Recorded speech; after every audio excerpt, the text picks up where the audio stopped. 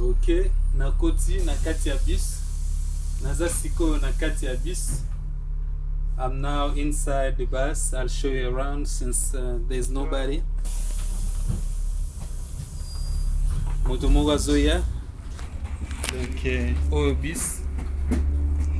Naza Sikoyo na kati ya bus. Nazali kokende na centre ville pona kosomba ordinateur. Nazali kokende na centre ville pona kosomba ordinateur. Nakoti na kati ya bus. Nazala motuka te. I don't have a car. Nalingi nanga kozala na motuka te. I don't want to have a car. Because nabimaka mingi te. I don't leave home much. Nazalaki na Musala. I had a job. Musala esili. I have been made redundant.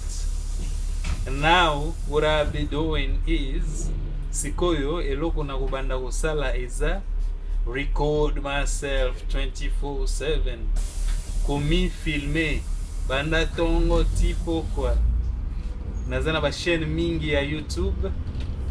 I have many YouTube channels. Nakobanda kutia ba video na ngai na bachaines na ngai.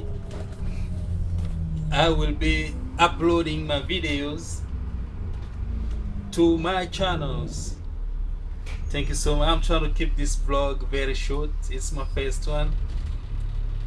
My intention is to keep it about 10 minutes long, but looks like it will be about 15 to maybe 20.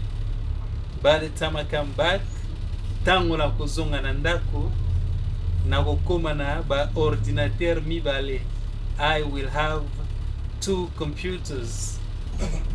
Musala ekobanda kokende mbangu. Works will be faster.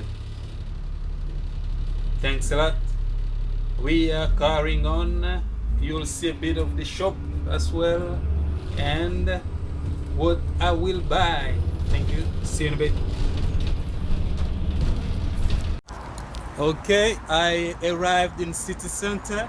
I'm about to rush to the shop. Nakomi na centre ville.